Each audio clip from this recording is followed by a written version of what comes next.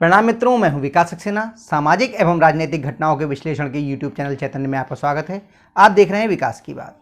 सन 2014 के बाद से जिस प्रकार से बीजेपी का देश में ग्राफ बढ़ा है, उसने लगातार कई चुनाव जीते हैं।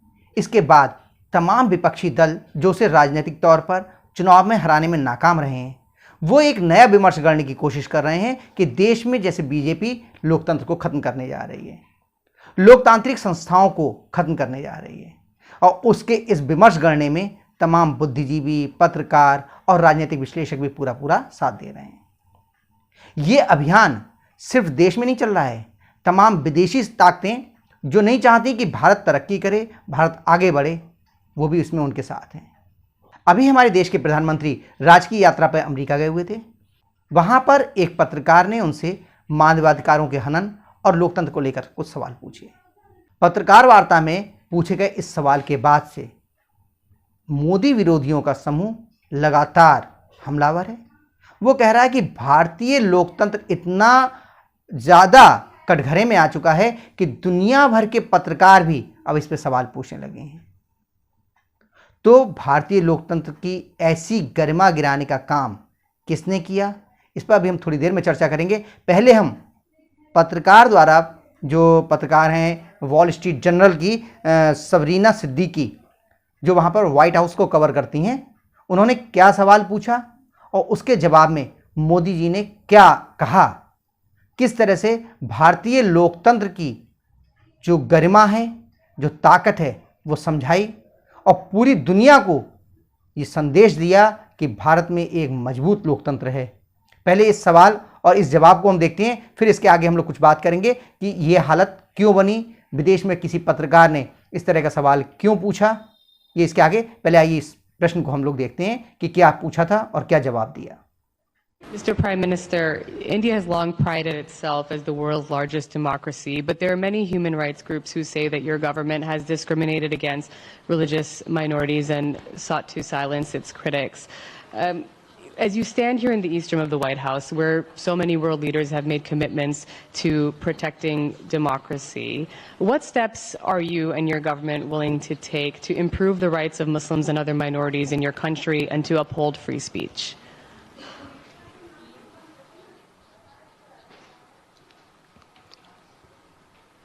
मुझे आश्चर्य हो रहा है कि आप कह रहे हैं कि लोग कहते हैं नहीं, भारत डेमोक्रेसी है। और जैसा राष्ट्रपति बाइडेन ने कहा, भारत और अमेरिका दोनों के डीएनए में लोकतंत्र है।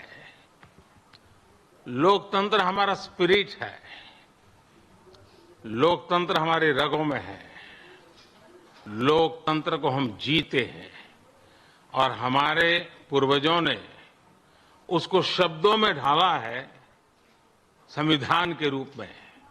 और हमारी सरकार लोकतंत्र के मूलभूत मूल्यों को आधार लेकर के बने हुए संविधान के आधार पर चलती है। और हमारा संविधान और हमारी सरकार, और हमने सिद्ध किया है डेमोक्रेसी कैन डिलीवर। और जब मैं डिलीवर कहता हूं तब कास्ट, क्रीड, रिलीजन, जेंडर, किसी भी भेदभाव को वहां जगह नहीं होती है। और जब हम लोकतंत्र की बात करते हैं, तब अगर ह्यूमन वैल्यूज नहीं है, ह्यूमैनिटी नहीं है, ह्यूमन राइट्स नहीं है, फिर तो वो डेमोक्रेसी है ही नहीं। और इसलिए जब आप डेमोक्रेसी कहते हैं, जब डेमोक्रेसी को स्वीकार करते हैं और जब हम डेमोक्रेसी को लेकर के जीते हैं, तब डिस्क्रिमिनेशन का कोई सवाल ही नहीं उठता है। और इसलिए भारत सबका साथ, सबका विकास, सबका विश्वास, सबका प्रयास, उन मूलभूत सिद्धांतों को लेकर के, और इसलिए हम चलते हैं। भारत में सरकार के जो बेनिफिट्स हैं वो एक्सेस टू ऑल है, जो भी उसके हकदार हैं उन सबको मिलते हैं।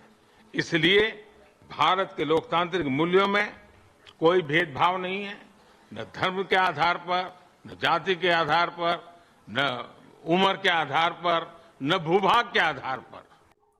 तो अमेरिका में पत्रकार वार्ता के द्वारा सबरीना सिद्दीकी जो वरिष्ठ पत्रकार हैं, उनके द्वारा जब भारतीय लोकतंत्र पर यह सवाल पूछा गया, इसके बाद देश के तमाम वो पत्रकार, वो बुद्धिजीवी जो हर मौका ढूंढते हैं मोदी सरकार को कोसने का, उन्होंने भी फिर से एक बार वो अपने काम पे लग गए हैं। वो ये सवाल उठा रहे हैं कि भारतीय लोकतंत्र मोदी के कार्यकाल में इतना कमज़ोर हो गया है कि दुनिया भर के पत्रकार अब इस पे सवाल उठाने लगे हैं। तो अब सवाल ये है कि ये विमर्श गढ़ा किसने? देश में जब भी भ्रष्टाचारी नेताओं के खिलाफ कोई कार्रवाई हो रही है तो उसे इस प्रकार से प्रस्तुत किया जा रहा है जैसे मोदी सरकार विपक्ष को कुचल देना चाहती है। कुछ उदाहरण आपके सामने हैं। आम आदमी पार्टी के मंत्री सत्येंद्र जैन और उप मुख्यमंत्री मनीष सिसोदिया इस समय जेल में हैं। तमाम प्रयासों के बावजूद न्यायालय उन्हें जमानत देने को तैयार नहीं है। अगर उन्हें जमानत नहीं मिल रही है तो इसमें मोदी सरकार की कोई भूमिका नहीं है। उसे न्यायालय ये मान रहा है कि इनको जमानत देना गलत रहेगा। इसी प्रकार से उस समय वो महाराष्ट्र सरकार में मंत्री थे, उद्धव ठाकरे की सरकार में, नवाब मलिक, वो भी जेल में हैं। अनिल देशमुख जो महाराष्ट्र सरकार में गृह मंत्री हुआ करते थे, उनको जेल जाना पड़ा। ममता सरकार के मंत्री पार्थ चटर्जी जेल में हैं। तमाम मंत्रियों के खिलाफ, तमाम बड़े बड़े नेताओं के खिलाफ भ्रष्टाचार के आरोप में कार्रवाइयां हो रही हैं।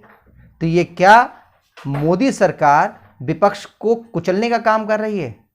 ऐसा नहीं है। इन लोगों ने भ्रष्टाचार किया है तो उसकी सज़ा उनको मिल रही है और उन पर कार्रवाई हो रही है। ईडी और सीबीआई उन पर कार्रवाई कर रही है। इसके जवाब में यह तर्क दिया जाता है कि कांग्रेस की सरकार के समय में कांग्रेस के नेताओं पर कार्रवाई होती थी, उससे जुड़े हुए नेताओं पर कार्रवाई होती थी। आज बीजेपी की सरकार है तो वो अपने नेताओं पर कार्रवाई नहीं कर रही है। तो सरकार, हुजूर समझिए, मोदी के कार्यकाल में भी कांग्रेस और विपक्षी नेताओं पर कार्रवाई हो रही है और यूपीए के कार्यकाल में भी कांग्रेस और अन्य विपक्षी नेताओं पर ज़्यादा कार्रवाई होती थी, क्योंकि ईडी और सीबीआई को जो लोग दोषी दिखाई देते थे या भ्रष्टाचार में संलिप्त दिखाई देते थे, उन्हीं पे तो वो कार्रवाई करेगी।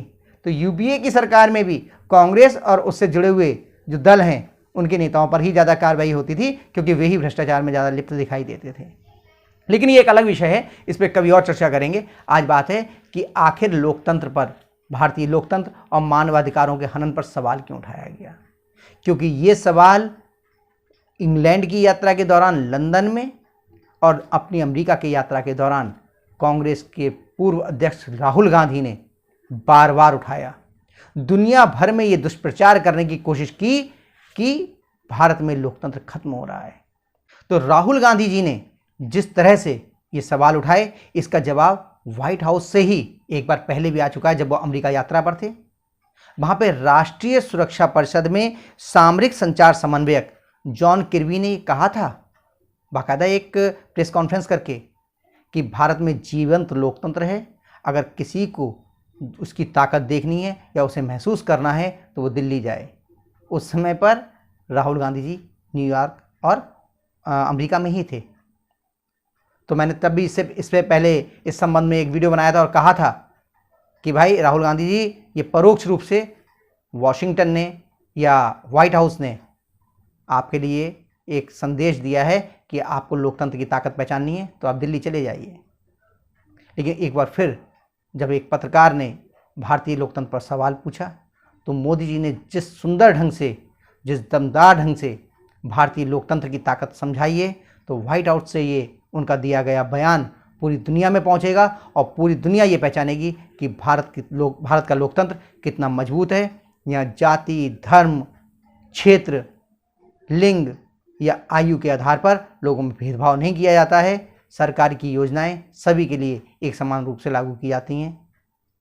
तो मुझे उम्मीद है कि जो लोग भारतीय लोकतंत्र को अपमानित और बदनाम करने की कोशिश कर रहे हैं वो इससे सबक लेंगे। आज के अंक में बस इतना ही। अगले अंक में हम लोग फिर मिलेंगे, तब तक के लिए अनुमति दीजिए। आपसे अनुरोध है कि अगर आपको ये वीडियो पसंद आया हो तो इसे लाइक कीजिए, शेयर कीजिए, और अगर आप इस चैनल पर नए हैं तो आपसे ये भी अनुरोध है कि इस चैनल को सब्सक्राइब करने के बाद नोटिफिकेशन का बेल आइकन जरूर दबाइए। धन्यवाद, प्रणाम।